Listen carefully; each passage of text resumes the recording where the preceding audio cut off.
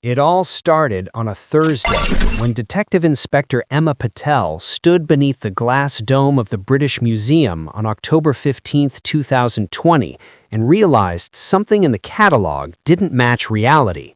A Mesopotamian clay tablet, accession number 2020.46.1, newly arrived from a private collection in Baghdad, was listed as received, but the display case was empty.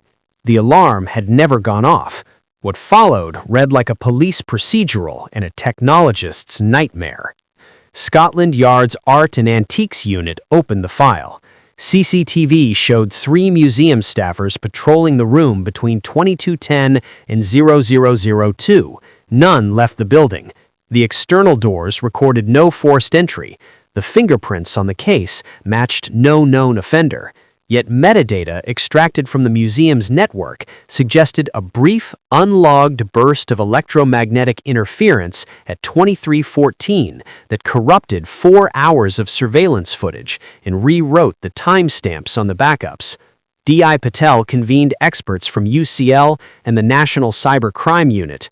Dr. Tobias Reed, a cognitive neuroscientist at UCL who had published on episodic memory encoding, was called in as a consultant. He told the inquiry that something far stranger than a simple heist was at work, a lab prototype he knew as a nestic snapshotter, a device meant to back up and restore short episodic memory for patients with trauma. In the wrong hands, Reed warned, such a device could be used not to steal things physically, but to steal the record of a thing ever having been seen. The hypothesis was explosive. If you could overwrite a guard's memory of an object, erase the impression an artifact made on a witness, you could remove the primary human trail that links artifact to theft. Physical evidence could be planted. Cameras could be rendered useless by transient electromagnetic noise. What the Yard now faced was a theft accompanied by a memory wiping operation. International law enforcement soon followed threads that led from London to a laboratory in Camden, a short-term rental in Shoreditch, and then to a private auction catalog in Dubai. An intermediary account, traced by Interpol, paid a consignor in Maastricht for an unassuming wooden crate on March 2, 2021.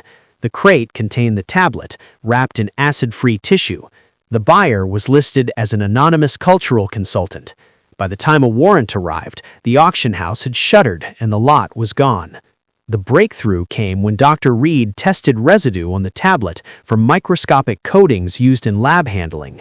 A polymer trace matched a disposable glove brand sold to a PhD candidate, Asha Karim, a former UCL research assistant dismissed earlier that year after a dispute over ethics review. Karim had a history of activism focused on repatriation of cultural property. Through phone records in a bank transfer, prosecutors argued she had enlisted a small ring of technicians to use the nestic device to neutralize museum staff recall during the transfer. The scheme, the Crown alleged, was both theft and a demonstration. Karim wanted to force institutions to acknowledge weaknesses in how custody and provenance were enforced. The trial at the Old Bailey became a public reckoning over emergent neurotechnology. Witnesses described clinically and humanly how their recollections had been altered, details they could not now trust. Forensic testimony introduced spectrograms of the electromagnetic interference and lab reports showing nanopolymer traces. Karim's defenders argued she had intended to expose unethical hoarding and planned to return the tablet once the system was reformed. Prosecutors painted a deliberate, organized theft for profit. In January 2022, a jury convicted Karim and 2 accomplices on counts of theft and conspiracy. Sentences were shorter than media demanded. The judge referenced public interest arguments and the novelty of the technology. Parliament opened an inquiry into memory technologies and custody of cultural property.